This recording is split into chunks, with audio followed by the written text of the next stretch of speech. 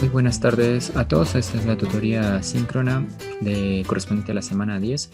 En este caso vamos a continuar con el análisis de la unidad 5 de la capa de enlace de datos.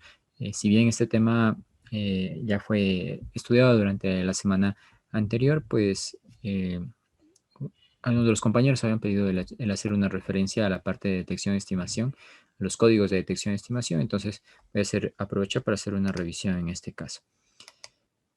Bueno, si recuerdan, estábamos haciendo un estudio, un análisis en cuanto a, anteriormente empezamos con un análisis de la capa física, ¿no? Que está en la parte baja, y ahora vamos hacia arriba, ya hacia la capa de enlace de datos, ¿no? La capa de enlace de datos pues recibe información de la capa física y da servicios a la capa de red. Dentro de la capa de enlace de datos, pues tenemos varias partes. Dentro de la paquetización, el control de flujo, el control de acceso al medio, el direccionamiento y una parte importante que es la parte de control de error, ¿no? Este control de error también se realiza en otras capas como la capa de red y transporte, de transporte. Pero bueno, en este caso vamos a hacer un análisis de algunos de los errores, tanto de los códigos tanto de detección como corrección de errores que se utilizan en la capa de enlace de datos. Primero, para hablar de o para introducir el tema, bueno, ya conocemos que existen diferentes canales de comunicación. Por ejemplo, si nosotros tenemos fibra óptica, pues en ese caso tenemos tasas de errores pequeñas, ¿no? Y lo que nos lleva a que rara vez ocurran errores, ¿no?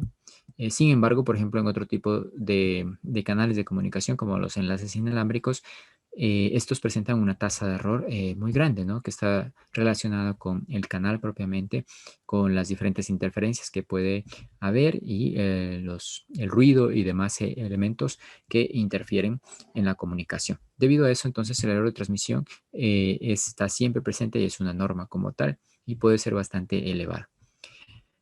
Entonces, como conclusión de esto, los errores en la transmisión pues no se pueden erradicar totalmente y lo que debemos tratar es de utilizar métodos y técnicas que nos permitan detectar y corregir esos errores en casos que sea necesario.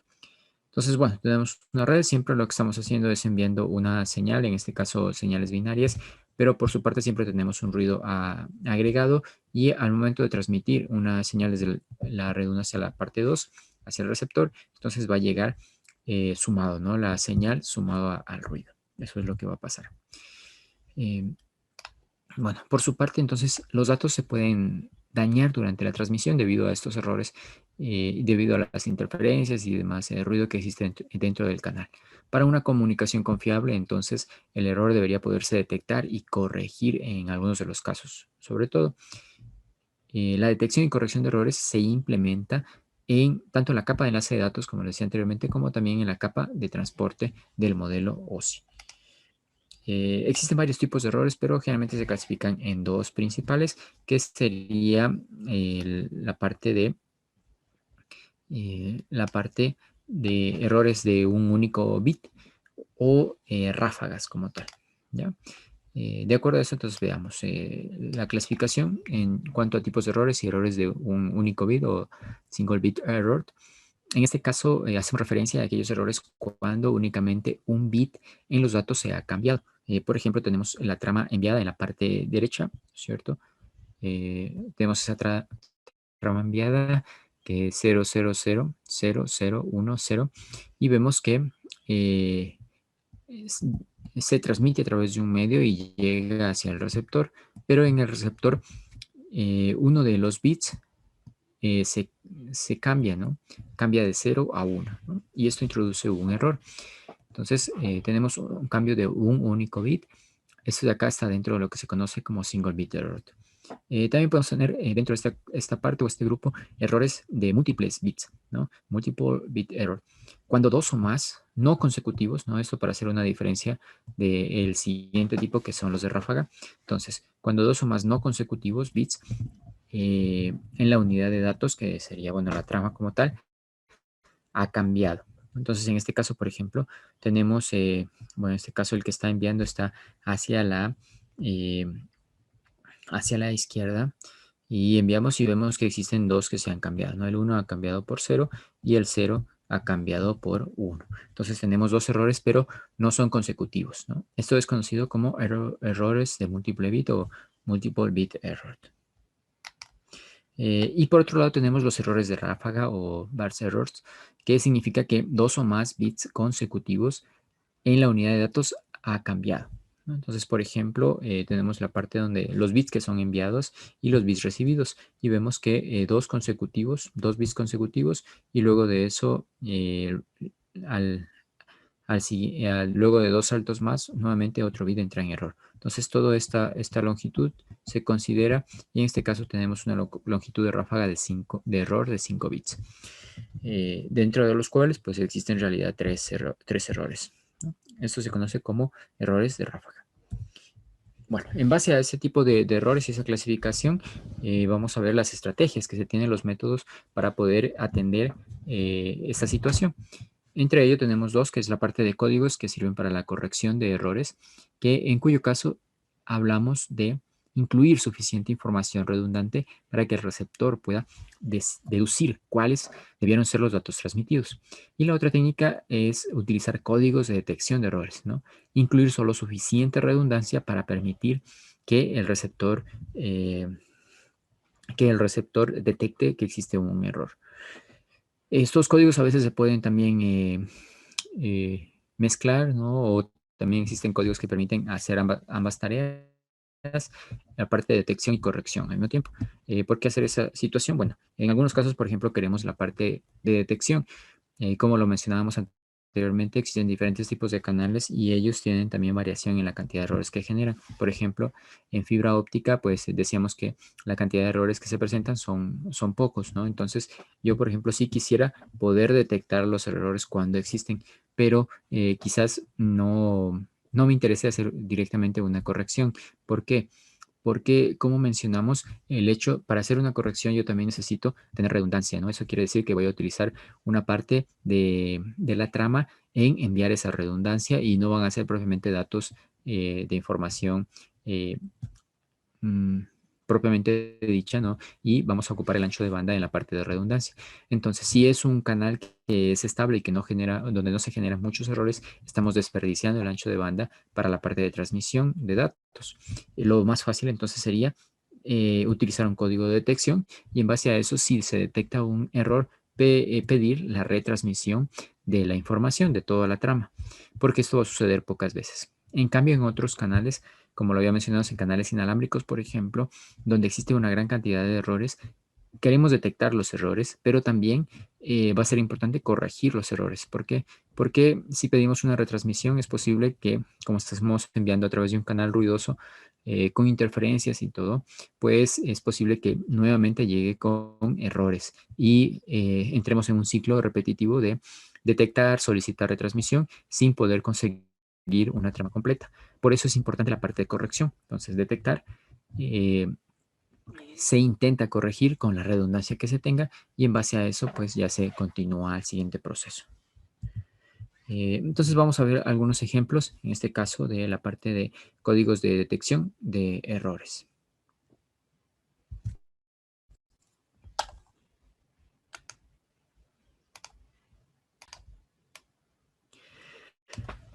Iniciamos entonces con algunos ejemplos de la parte de códigos de detección. En la detección de errores se utiliza el concepto de redundancia, como lo habíamos mencionado. Perdón. Eh, de redundancia, lo que significa agregar bits adicionales para detectar errores en el destino. Bueno, en la parte derecha tenemos el transmisor, ¿no? El nodo transmisor, y como ven tenemos los datos, ¿no? Tenemos una trama de datos y a esa trama de datos se le agrega la parte de redundancia, ¿no? La redundancia. Y luego de agregar la redundancia, entonces se envía a través del medio y luego ya en el receptor se recibe esa trama más, que es información de datos más redundancia. Se evalúa la redundancia, en razón a la redundancia, se hace una evaluación de si se tiene o no errores, es decir, si se han detectado, se tiene o no errores, y en base a eso, pues, si no existen errores, pues se aprueba los datos, es decir, se entiende que no hay errores y se pasan como ciertos, pero si existe errores, pues se pasa, se rechazan esa trama de datos y se pasa a otro proceso, ¿no? Que podría ser la parte de corrección, tratar de corregir o pedir una retransmisión, ¿ya? Eh, pues aquí la pregunta también sería si en todos los casos, pues esa redundancia que tenemos va a lograr detectar todos los errores. Pues no. Cada código tiene una cierta cantidad de que puede detectar y también un cierto tipos de errores que pueden detectar. Ningún código puede detectar todos los posibles errores que puedan darse. Métodos de detección. Bueno, realmente tenemos tres métodos principales: el método de paridad, el método de suma de verificación y la prueba de redundancia cíclica. Vamos a ir hablando un poco de ellos. En la parte de paridad, la idea es agregar un bit de paridad a cada unidad de datos para que el número total de unos incluidos, el bit de paridad, sea par, ¿no? Para la verificación de paridad par, ¿no? También podría tener verificación de paridad impar, entonces en ese caso iría en relación a que el número total de unos sea impar. Eh, entonces, bueno, un ejemplo muy básico de Simple Parity Check bit. En este caso, pues tenemos el ejemplo en la figura, tenemos la parte del transmisor y los datos, ¿no? En este caso el dato es 11000001, ¿no? Eso es la información que se quiere enviar. Se calcula el bit de paridad. Entonces decíamos, si vamos a utilizar verificación de paridad par, entonces yo debería tener tantos unos de forma tal que sean pares, ¿no? Entonces, en los datos tengo tres unos, ¿no? Entonces, es un número impar, por ende, completo con el bit de paridad debería ser un 1 adicional para tener 4 y que sea un número par, ¿no? Dado eso, entonces, envío a través del medio, reviso los bits o separo los bits del contador o del bit de paridad y evalúo. Evalúo entre los tres y lo que recibí corresponde a, o en toda la trama, es decir, datos más redundancia, tengo paridad par, es decir, la cantidad de unos es par. Si es así, entonces entiendo que no han existido errores y se acepta los datos, y si no, se rechazan y se pasa a otro proceso, ¿no? De pedir retransmisión o tratar de corregir. Entonces, por ejemplo, suponga que se quiere enviar la palabra Word, ¿no? En formato ASCII 2, ¿no? Y los 5 caracteres son codificados. En este caso, cada una de las letras en ASCII pues se codificaría de esta forma, ¿no? Eh, Word, que sería con esa notación. Ahora entonces debo calcular el bit de paridad para cada uno de ellos de acuerdo a la cantidad de unos. Por ejemplo, en este caso tengo 6 unos, entonces es un número par, agrego el 0. En este caso tengo nuevamente 6 unos, entonces debo agregar el 0 para mantener la paridad par. En este caso tengo 4 unos, que es par también. Agrego el 0 para mantener la paridad par y tengo 4 unos acá. Agrego el 0 para mantener la paridad par. Y en este caso tengo 3. Aquí debo agregar el 1 en el bit de paridad para que sea par, ¿no? Ahora, supongo que el receptor recibe la palabra Word que transmití inicialmente del ejemplo 1 sin que se corrompa en la transmisión, es decir, no existieron o no nos agregaron errores en la transmisión. En ese caso, entonces, ¿qué va a hacer el receptor? Va a recibir los datos más el bit de paridad y va a empezar a contar, ¿no? Entonces, tengo 6, tengo 2 y 4, 6, tengo 3 y 1, 4, tengo 2 y 2, 4, y tengo 2, 3 y el bit de paridad 4. Entonces, el receptor cuenta los unos en cada carácter y obtiene los números de pares, ¿no? 6, 6, 4, 4, 4. En este caso se aceptan todos los datos porque todos se mantienen con paridad par. Ahora supongan que la palabra Word en el ejemplo 1 se corrompe durante la transmisión. En este caso hemos agregado dos errores que se encuentran en verde, ¿no? En la palabra, en la letra 1 y la letra 2, la letra 3, ¿ya? Y nuevamente hacemos el conteo, ¿no? En el receptor, si ven, en este caso tenemos 3, 6, 7, 7 bits. Aquí tenemos 2, 4, 6. Tenemos 3 y 2, 5. Tenemos 2 y 2, 4. 2, 1 y 1 más. Tenemos 4. Entonces vemos que existe, tenemos errores tenemos errores en el primero y en el tercero, ¿no? El receptor entonces sabe que los datos están corruptos, los detecta y podría solicitar la transmisión, o si existe redundancia adicional para corrección de errores, pues se iría hacia esa parte.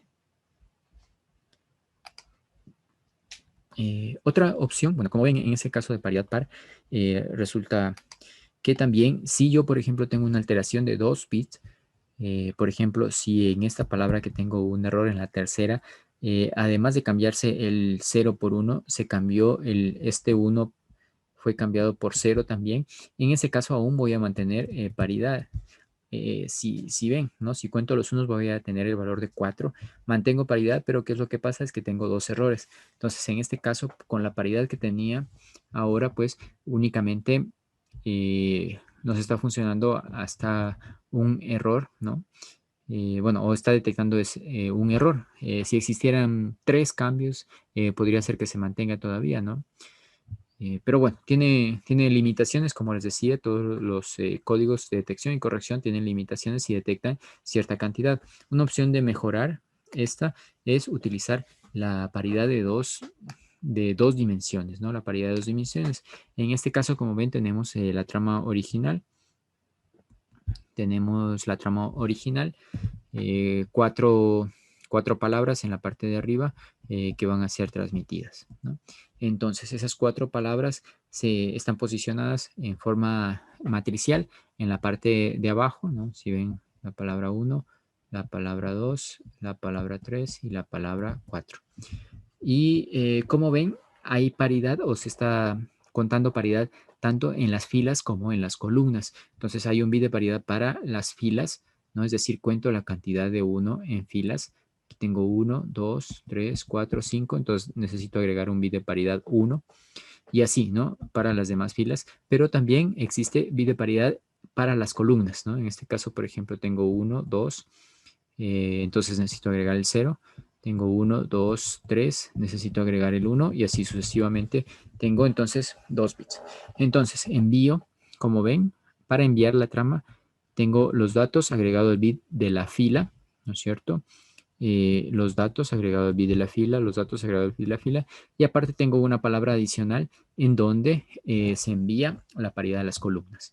En este caso, ¿cuál es la ventaja? Que va a detectar más cantidad de errores. ¿Cuál es la desventaja? Que estoy utilizando mayor parte del ancho de banda para transmitir datos redundantes que luego van a ser descartados o que no son útiles a la final en la transmisión para conteo de datos propiamente, sino más bien se utilizan para detectar errores.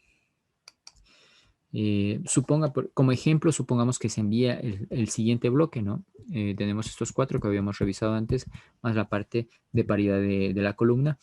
Sin embargo, se ve afectado por un ruido de ráfaga de longitud 8 y algunos bits están dañados. Entonces, bueno, tenemos una longitud 8 de errores de ráfaga como tal. Como ven que esos, por ejemplo, sería difícil detectarlos en cuanto a solo con paridad par, ¿no? Cuando el receptor comprueba los bits de paridad, algunos de los bits no siguen la regla de paridad par y se detecta y se descarta entonces todo el bloque como tal. Bueno, cuando vayamos a hacer la suma como tal, nos van a salir que estos bits de aquí no corresponden o no están, no corresponden con la paridad de columna que les correspondería, ¿no? Y en base a eso se detecta el error, ¿ya? Otra forma, otro código, les decía, otro código de detección de error es el CRC o Cyclical Redundance Checking, Check, ¿no? Está basado en la división binaria, es un chequeo de cíclico de redundancia, ¿no? Tenemos en la parte de enviar, entonces enviamos los datos más una parte de redundancia. Se utiliza en este caso un divisor basado en el módulo 2 y en base a eso se construye el código CRC o de redundancia cíclica. Entonces se envía una parte de data más la parte de redundancia cíclica a través del canal y luego nuevamente en el receptor pues se toma toda la trama, se utiliza nuevamente el divisor y en base a eso se verifica el residuo. Si el residuo es 0, entonces se acepta la información. Si el residuo no es 0, entonces se rechaza, ¿no? Esa es.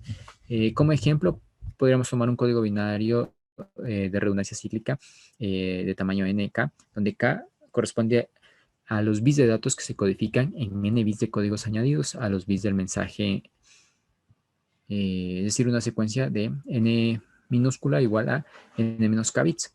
En este caso siempre se debe tener un polinomio generador.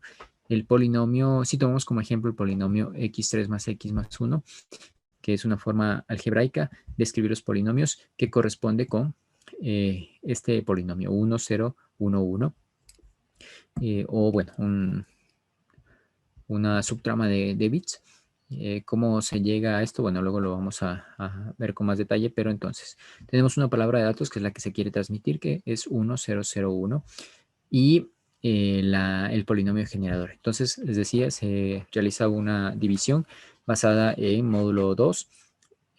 Tenemos acá los datos que se van a enviar y esos son divididos en términos del divisor, que es el polinomio generador 1, 0, 1, 1. Además, para realizar la división se debe agregar una cantidad de ceros. Si tenemos 4 aquí, ¿no es cierto? Sería 4 menos 1. Siempre el total de datos menos 1 de cantidad de ceros que se aumenta. Y en ese caso se empieza a hacer la división, ¿no? Por ejemplo, se divide, la primera parte sería 1, entonces 1 por todo esto me daría por el divisor 1, 0, 1, 1, y realizo, ¿no? 1 y 1, 0, 1, 0, 0, 0, y este 0 nuevamente. Bajo nuevamente otro, y así sucesivamente. Cuando el bit menos significativo inicia con un 0, ¿no? Este de acá, pues entonces agregamos, todo correspondería a agregar ceros, ¿no? Nuevamente hago la suma y así sucesivamente hasta terminar todos los bits. El residuo como tal es el que se agrega en la parte de redundancia. Entonces lo que yo voy a enviar es los datos que yo quería enviar inicialmente más el residuo, que en este caso es 110. Ahora, en el receptor, ¿qué sucede en el receptor? Se hace la comprobación. Dos situaciones, por ejemplo, en el caso en que llegó la palabra correcta, es decir, la palabra que envié más el residuo correcto, que sería 110. En este caso, ¿qué debo hacer? Nuevamente hago una división de toda la palabra que recibí, o toda la trama, que sería entonces 1001, 110, y eso dividido para el polinomio generador, que debería ser conocido también en el receptor para poder realizar la evaluación. Y nuevamente hago la división. Voy ejecutando la división. Si el residuo, o también se conoce como síndrome, es 0, que era lo que decíamos, pues entonces los datos son aceptados. ¿Qué sucede cuando tenemos un error? Cuando tenemos un error, pues y realizamos la misma división de todos los datos para el polinomio generador, luego a la final el síndrome o residuo va a ser diferente de 0. En ese caso, entonces los datos son descartados porque se entiende que hay un error en la trama. Les decía que el polinomio generador, pues frecuentemente se lo expresa como un polinomio algebraico. Entonces, si el polinomio, por ejemplo, es el que vemos en la parte baja, 1, 0, 1, 0, 0, 1, 1, 1, la forma de escribirlo de forma algebraica es en forma de suma potencial, ¿no? El primero se atribuye a 1 por x a la 0, sería, ¿no es cierto? El siguiente x a la 1, x a la 2, a la 3, a la 4, a la 5, a la 6, en este caso hasta la 7.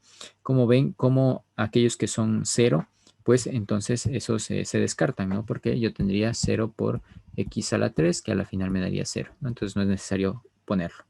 Igual x a la cuarta y x a la 6. Entonces, en base a eso se puede escribir el polinomio generador o el código generador, generatriz, como un polinomio algebraico.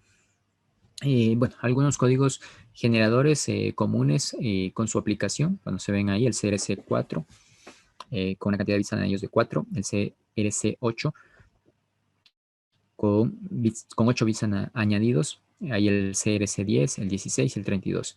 El 16 se utiliza en Bluetooth, el CRC32 se utiliza en LANs, ¿no? En redes LAN. Entre mayor cantidad de bits añadidos, pues la redundancia es mayor y también la detección de errores, ¿no? De tipos de errores. Bueno, luego esto como ejemplos, algunos ejemplos de la parte de códigos de detección de errores. Y ahora quería analizar y revisar también algunos ejemplos códigos de corrección de errores, en cambio, por otra parte. En cuanto a códigos de correcciones de errores, pues la idea es agregar redundancia a los datos que se van a transmitir para permitir la detección y, a su vez, corrección de errores en el receptor. La idea es codificar K símbolos en palabras de código de longitud n. La tasa de código, entonces, en ese caso sería K sobre n. Se utiliza para corregir errores. ¿O por qué se corrigen los errores? Bueno, porque existen errores que se producen por el ruido, por los desvanecimientos, por la interferencia y otras alteraciones del canal, ¿no? Existen diferentes tipos de códigos de corrección. Los Forward Error Correction Codecs se pueden clasificar en dos tipos principales. Por un lado, los Block Codecs y por otro lado, Convolutional Codecs. Los códigos de bloque, en este caso tenemos varios tipos, por ejemplo, los códigos no binarios y los códigos binarios. Dentro de los códigos no binarios tenemos Reed-Solomon Codecs, Systematic y no Systematic, Hamming Codecs, BCH Codecs, entre otros, ¿no? Esa es para la parte de códigos de bloque. Y en cambio, para la parte de códigos convolucionales, pues pueden ser nuevamente no binarios o binarios. Dentro de los binarios, pues está clasificado también los sistemáticos, como los turbocódigos, y dentro de los no sistemáticos, aquellos que están basados en el algoritmo de Viterbi. Bueno, es un poco como la clasificación. Dentro del foro se había pedido también hacer una revisión de algunos de esos tipos de códigos, revisar un poco de ellos, explicar de qué se trata y cómo se los utiliza y sus aplicaciones. Entonces, dentro de los tipos, estas dos divisiones principales, ¿cómo podríamos diferenciar los códigos de bloque? En los códigos de bloque, pues, generalmente envío los datos primero y luego envío la parte de redundancia, ¿no? Y en cambio, los códigos convolucionales, pues, va la parte de datos y redundancia puede ir mezclado. Como ven, no es que va primero una parte, los datos y luego la redundancia, sino que van entrelazados entre sí. Esa es un poco la diferencia que existe. Uno de los ejemplos de códigos de detección más sencillos y simples, aunque no se utiliza mucho, es el código de repetición. El que sería lo más obvio es agregar redundancia, es repetir los símbolos de datos. Por ejemplo, si yo tuviera una tasa de datos de 1 sobre n, entonces en ese caso pues es muy baja para la corrección de errores múltiples, pero yo puedo tener, por ejemplo, un código de repetición triple. Es decir, que si yo tengo un 0, lo que hago es repetirlo 3 veces, ¿no? Y envío 0, 0, 0. Si yo tengo un 1, igualmente lo repito 3 veces y envío un 1, 1, 1. ¿Cómo haría en el receptor para hacer la detección? Pues en ese caso haría un voto mayoritario o decodificación de vecino más cercano. Es decir, que todas las palabras que contengan mayor cantidad de ceros va a ser considerado que se envió la palabra 0, 0, 0, por ejemplo. En este caso tengo 3 ceros, en este caso tengo 2, 2 y 2, ¿no? Entonces, en todos los casos tengo mayor cantidad de ceros. Se tiende a pensar que la posibilidad es que los errores son mínimos, entonces se tiende a pensar que lo que se envió fue un 0. Y de forma similar para unos, ¿no? Si la cantidad de unos es mayor en la palabra, entonces se piensa que se envió un 1. En este caso la idea es que, bueno, entre mayor sea la tasa del código, es decir, mayor repetición haga, pues la probabilidad de error irá disminuyendo, ¿no? Eso nos demuestra esta tabla, ¿no? Para el código que veíamos de 1 a 3, entonces la probabilidad está cercana a 10 a la menos 3, es decir, que en 1000 bits enviados existe un error. Sin embargo, si yo voy aumentando la repetición, es decir, por ejemplo, hago una repetición de 9 veces, es decir, para un 0, en vez de enviar el 0, envío 9 ceros, eh, consecutivos. En este caso, por ejemplo, estoy mejorando y tengo una tasa cercana a 10 a la menos 8, que quiere decir que en 100 millones, en 100 millones de bits que envío existe un error, ¿no? Entonces eso es como mejora. Pero como ven, estoy desperdiciando ancho de banda porque en vez de enviar 9 bits, estoy enviando en un espacio de 9 bits, que sería el caso, ¿no? Un espacio de 9 bits, realmente lo estoy utilizando para enviar, o estoy enviando únicamente un bit útil, ¿no? ¿Por qué? Porque lo estoy replicando 9 veces para aprovechar la corrección, ¿no? Bueno, también podemos hablar como ejemplo principal y general. En forma general podemos hablar de los códigos de bloque lineal que les había mencionado, que teníamos esas dos ramas, los códigos de bloque y los códigos convolucionales. Un código de bloque En código de bloques, pues se representa generalmente por dos variables, n y k. Los vectores de n bits, en ese caso cada vector corresponde a un bloque único de k bits de mensaje. Existen 2 a la k bloques de mensaje y 2 a la n vectores de n bits. La meta sería seleccionar 2 a la k vectores de código que cumplan con la condición de la distancia mínima de Hamming sea la máxima posible. Bueno, ¿qué es la distancia de Hamming? Bueno, está representada ahí en el libro. Hay un ejemplo y nos dice que el error primeramente es la cantidad de bits diferentes entre la trama transmitida y la trama recibida. ¿Cómo se puede calcular aquello? Pues una operación sencilla sería, yo cojo la trama transmitida, la comparo con la recibida y hago la operación XOR. En ese caso, entonces, únicamente donde va a haber diferencia, por ejemplo, en los bits que son diferentes, me va a dar 1, ¿no? Y en los demás me va a dar 0. Los que son bits similares me va a dar 0. Si yo hago el conteo de eso, en este caso 3, pues considero y sé que van a existir 3 errores. Entonces, la distancia Hamming es la cantidad de posiciones de bits en las que difieren dos palabras codificadas, ¿no? Que es la suma que nos dio en este apartado. Para códigos de bloques, supongamos que se tiene un vector de código arbitrario, tal que yo lo puedo escribir de forma que x es igual a x1, x2, x3 hasta xn, y todos ellos son elementos binarios. Entonces, esta codificación primero es lineal, ¿no? Es lineal si al sumar en módulo 2, dos palabras código se genera una tercera palabra código válida, incluyendo el código de puros ceros, ¿no? Es decir, que si yo sumo dos palabras de código x más z, me da un código válido. ¿Cuál era esta operación de módulo 2? La operación de módulo 2 nos decía que si yo sumo A con B o A1 con A2, pues me da 0 si A1 es igual a A2 y me da 1 si A1 es diferente de A2. Una codificación por bloques sistemática consiste en vectores cuyos primeros o últimos k elementos son idénticos a los bits del mensaje, tomando el resto de los elementos, es decir, n-k, como bits de chequeo. Entonces, del vector x que representaba los datos que voy a enviar, los bits que voy a enviar, yo tomo una parte para el mensaje, ¿no? Mensaje, y otra parte para el chequeo, ¿no? O la redundancia, ¿no? Entonces tengo una parte para el mensaje y otra parte para el chequeo o redundancia. El chequeo corresponde a n-k, ¿no? Entonces,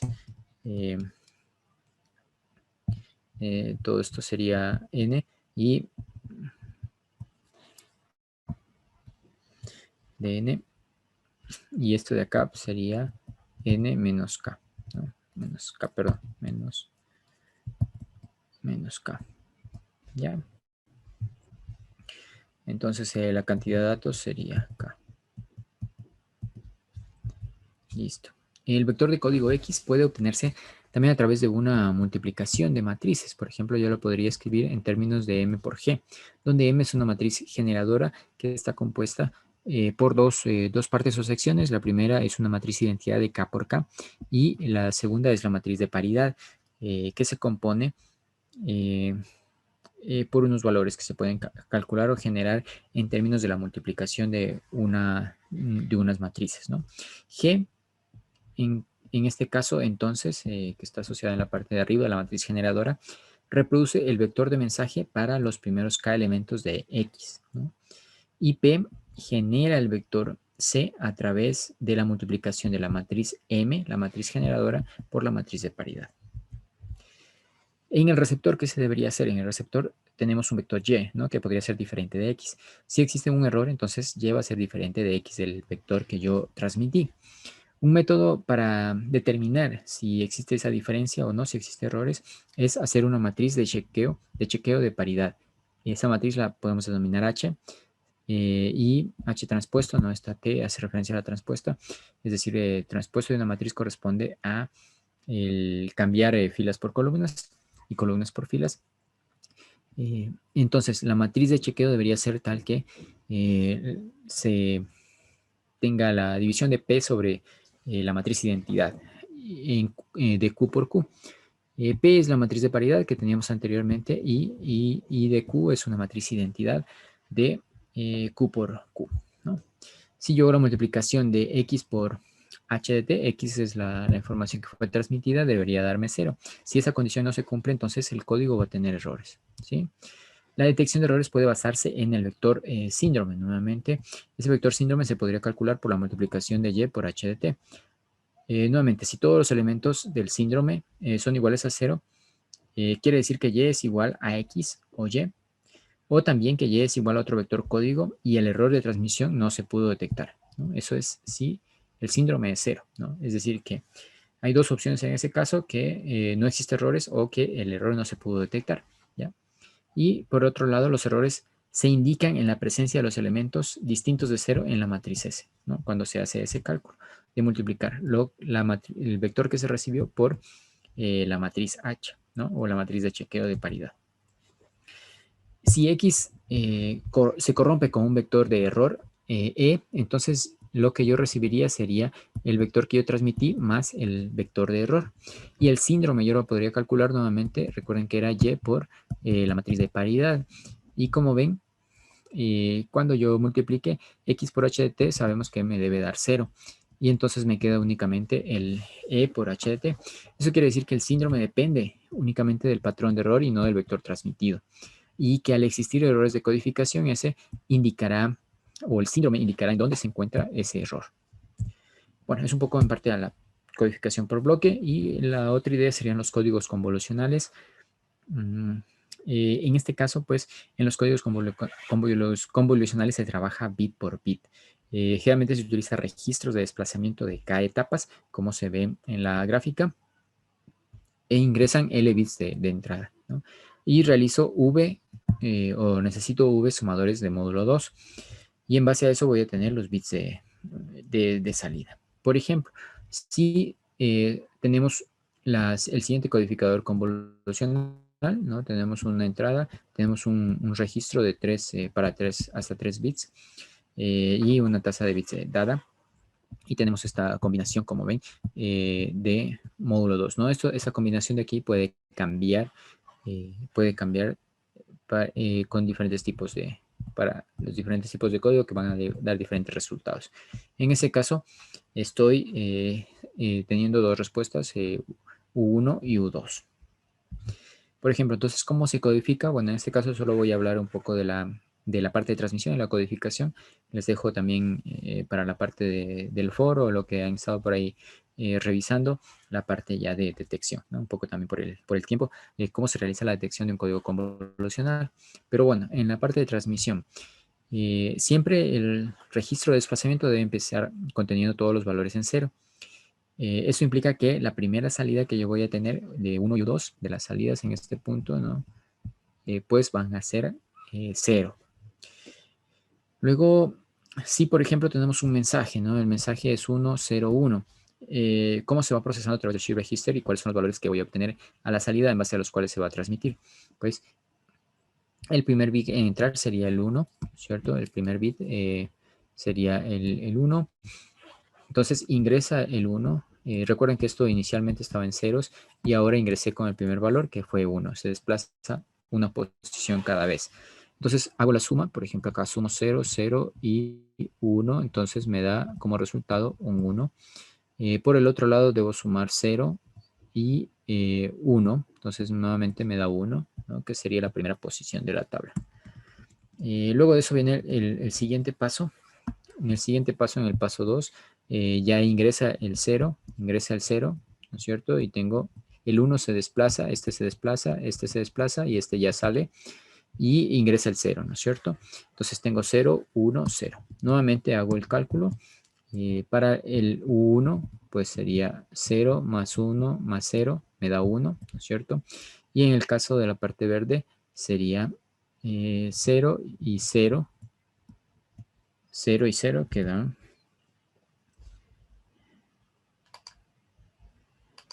0 y 0, que me daría 0 por esta parte, ¿no? Y luego, en el paso 3, ingresa ya el 1, se desplaza, ¿no es cierto? El 0 se desplaza a esta posición, el 1 se desplaza a esta posición, y ingresa el 1, entonces me queda 1, 0, 1. Nuevamente hago la suma. Para 1, pues tengo 1, 0, 1, que me da 0.